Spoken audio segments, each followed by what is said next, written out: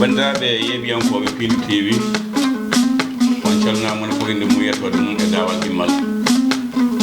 hakkude men e Pinal Gane yewtoɗa ha cam ɗo e Pile TV yewtere sertout e ballal Allah e ballal Dawouda Moussa Dia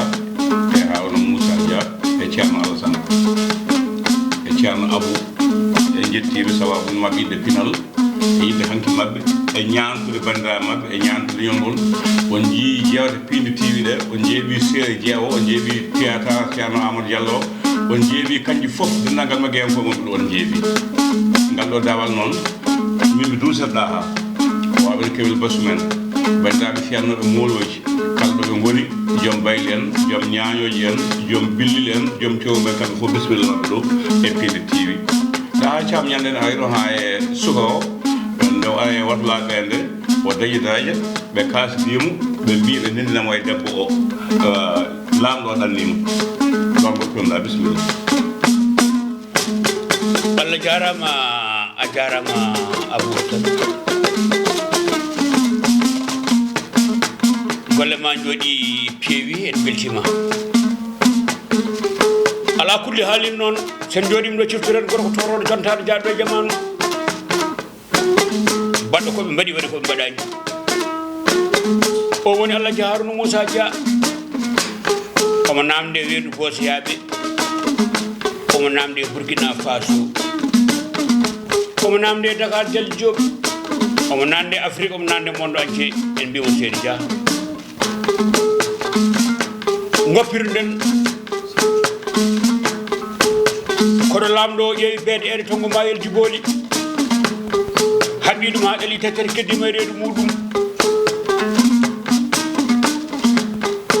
o wi suko o mboɗomi yaaha kalifa ma Allah nduɗo suudu wona joom suudam wona ɓiyam hay goto natta ɗo an mbaɗa hooli mamadi inma kalifa ma Allah suudu ɓiɗɗo gorko o woni e woyde laamɗo o wimo holko goyata o wi goyanmi nde ɗo yidde nde jiɗɗa mi welko kam fandinde ɗum nde ɗo hoolade koɗa welko kam fandinde ɗum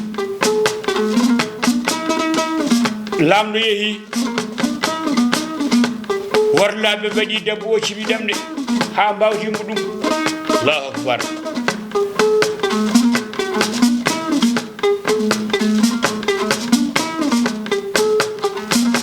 debbo ɗacci ha jamma o janggi koɗɗe ñaaɗi ɗo mbo foyni hoddaloɗe deƴel on takki poli kotelen ɗi ɓinguel mon o wi yewede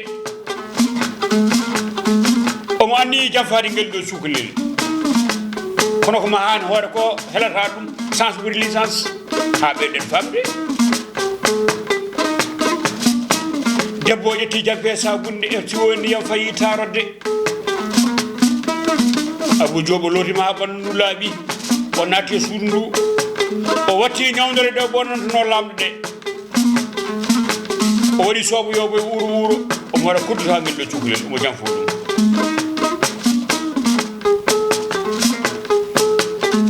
o yeeri suudu sukude gorko o ɗo waali ɗo tan fuɗɗi ɗum laabi tati soko wi jaam holi o lamɗo arti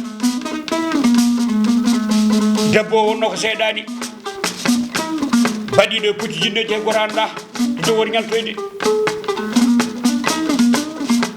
mbaɗi heewide bandiraɓe womre ne waɗa sammude kono miijo woppata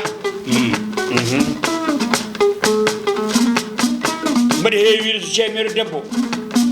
waɗi waare e moussage ɓornima laafa hay so wona jinne kam wawi nañude sukaɓe kono wona toon paɗen ala hakkude suka debbo dow suudu lamɗo e nder ɗo cukalel omo jowori jam faɗ ɗum o fuɗɗi laabi tere cukalel ngel wi ko lamɗo arti o yala o wi tani lek uddit ko min wonno ko seeɗani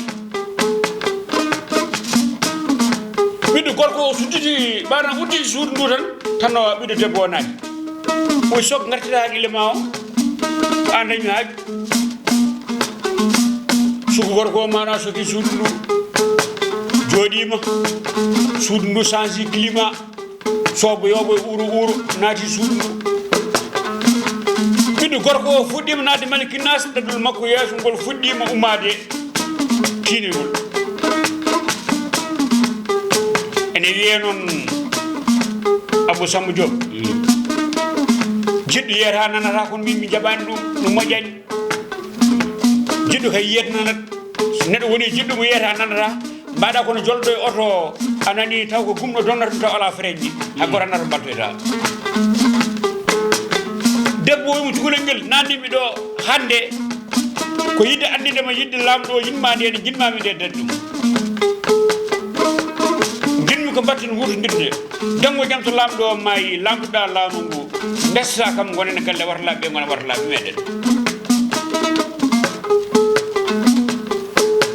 cukalel ngel dari ha ɓoy seeɗa o wi debbo o fadan mi ara o udir suuɗuno fayi boowal omo miijo kala ɗo jogoɗa yaɓɓude yo koye yo yitere mani adda toon ara yaɓɓude boddi walla jaɓɓa fon kada golla miijo o yalti boowal waɗi science o miiji ñawdogal gardal ngal ceerno o wino woto jam fo sehil ma kolluɗomo nder mum e boowal mum woto jam fo o natte suudu ndu tan o wi debbo yaltu ko mbiɗa ko wawa gas debbo wi ha o ko mbiɗa ko wawa sellude o lamɗoma yiddimi e hooladimi ni mbadde joom suudu mum gueɗe kaltoriɗe ala yalta suudu ndu walla mi wulla wima ari ga joni debbo o yalta suudu ndu o fayi to warlaɓe e nder jammako he o gel cuule goyle tiiɗi hoore ala ko mi waɗani mi uuri mi belima mi funti kono jaɓani o wawa jam fade lamɗo o worlaɓe mbi ko gongo salima kono ma won mi wadduma joni so Allah jaaɓi so woni ko yakkude moɗon min takka mo mbiya kanko lamɗo o waɗa o daɗani debbo heddima hen woodi ɓoccone gotere mi waddi e debbo o mataw ɓe moddi ha debbo o ɓami reedu ha reedu fuu tan fuɗɗi ummade ɓe mbi cukalel garguel ɗo e ceengel waɗi joom suudu lamɗo reedu ɗum haalate guese ɗum haalate jeere ɗum haalate boyli cukalel ngel nanti ɗum ɓandu mum nokki tewu mayɗo natti ñaamde natti yerde fooji gasi ha laaɓi ceer kono ko ma hani hoore ko allah ɗum Allah Abou Samba Diop lamɗo woni toon lebbi tati reedu debbo ummima ha lamɗo naati galle o ene wonde e beede o naati hakkude galle o tan warlaɓe ɓe taarimo mi ƴeewima lamɗo lamɗo o wi yeey o mi tawon ko hamma yeɗolo wawi dango yimum yoolima ɗo konngol yalti lamɗo o wi holko joli ɓe mbimo joli ko cukalel ngel ƴettuɗa ɗum pawɗa e dow amen ngel waɗi joom suuduma reedu lamɗo on wonno dondimako tan telli soppini e leydi inni Allah joftine Mouhamadou Rasulullahi sallallahu alaihi wasallam no way jadi beedi ngel cukalel ni so tawi kaɗo haala ko gonko borowo ɗum so wiɗa wadde ngel cukalel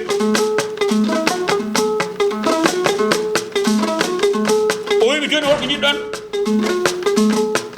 o wi minen ka ala ko min jiɗata o kay ñawete tan ko ñawore waran mbaɗu ndeɗo bonen o kay o waɗa tan lamɗo o wi minen ni mi jaɓɓi kono jaffude kam mbaɗa jogui ñawore ɓawo janggo somi ñaawi ñaworde hami gayni mi ñaawoma ñawore waɗa holko lamɗo waɗi ɗon Abou Diop ndeɗo bonande no wayi hewde ni ndeɗo bonande wayi mawnude ni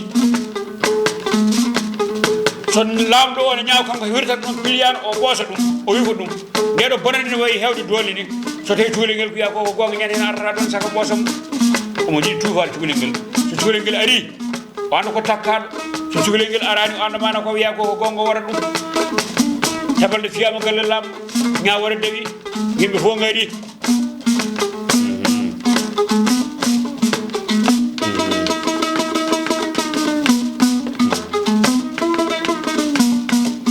lamɗo o ne ƴeewa cukalel ngel soma ara walla arata so arani ko maayo so ari anda ko takkaɗo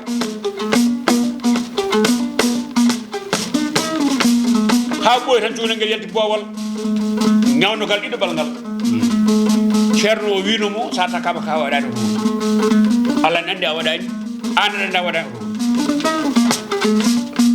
ko o naati hen nder yimɓe herde mo feeti yimɓe o yetti lamɗo wonde ɓooside mo wifu ɗum tan lamɗo joni no ummi dari lamɗo wi he mon jaabi Allah ngel ɗon cukalel ko mbiɗon ɗum waɗi ko waɗani ɗum so kanko wonnode bonande o tata wi fami saka mo ɓoosa worlaɓe pusi boto mu ɓe mbi on weera a debani ñaɗum ko ɗum minen ma ɓe ƴeehi ha ñalawma arti ballum tan ɓe gaare lamɗo o ɓe mbi lamɗo nam o wi leɗɗe nani e mini ñaawa cukalel ngel ñaawore wargo mbaramo laamuɗa min a jaɓani ñawde mo ñaawore wargo goppa laamuma laamuɗa leɗɗe Abou Diop laamuɗo weeli baba teccan mbaɗani so nani ɗo ne welto hen no feewi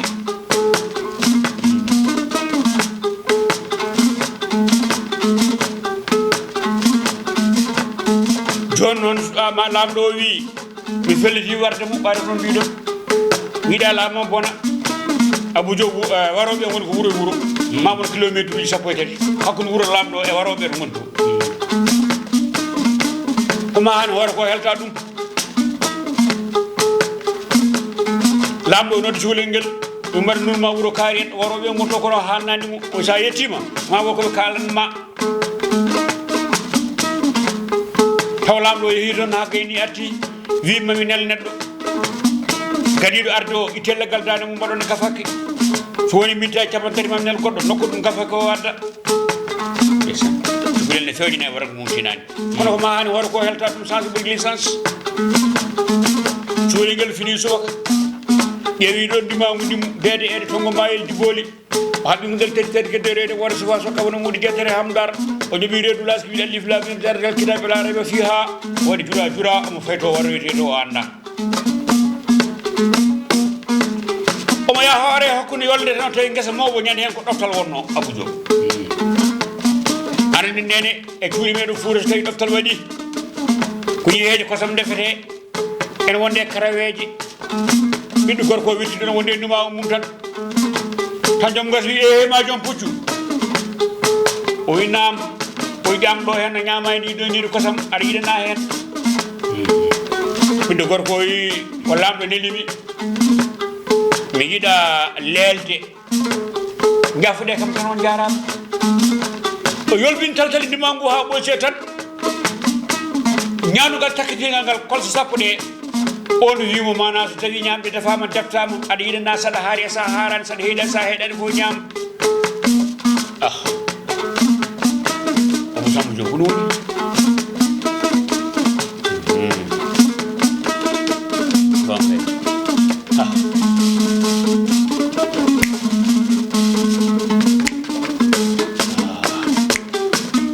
ɓiɗɗo gorko sele gasa ba o humi ndimagu ngu addanamo horde ñiiri kosam galle lamɗo heewi yimɓe ne paɗe hoore cukalel jonaɗo moƴƴo kosam o rokkama horde maɗa ɗi noon ñiiri kosam ne ñaama lamɗo o ƴeewi montoru muɗum aadi bilaɗi salaɗi aɗi ɓuuri furtude aɗi ko ɗon yalti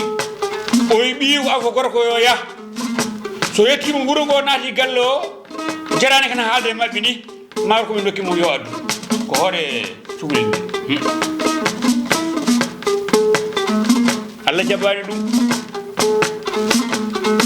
ɓi lamɗo o wirtima gesa ba duwonaɗo karɗo duwaw moƴƴo yummo o ene ñamala e ñiide kosam ɓi lamɗo naati galle waroɓe o tan ɓe kaldana ɓe donima ha weyi tan ɓe piimo e leydi itti leggal dande ɓe mbaɗe gafake Abou Diop duwonaɗo o ñaami ñiide kosam ha haari waɗi ndimagu muɗum o yettima mana no didirno ni galle waroɓe ɓe tan wi assalamu aleykum wa rahmatullahi mi wa aleykum assalam o wima haala o wila deju emin gandi ko garatɗa o rokkimo hoore ɓi lamɗo ne waɗa e gafake haasidagal moƴƴani bonde ɓerde moƴƴani jogade jikku wilwilne moƴƴani andi wilwilde so wirtanmama ne sorba waɗi noon sene tawɗo ajjoto bone lamɗo fiiti ɗum o tami gafake tan waɗe garbus omo arta galle lamɗo heewi yimɓe ne paɗe hoore cukalel Allah jaɓani ɗum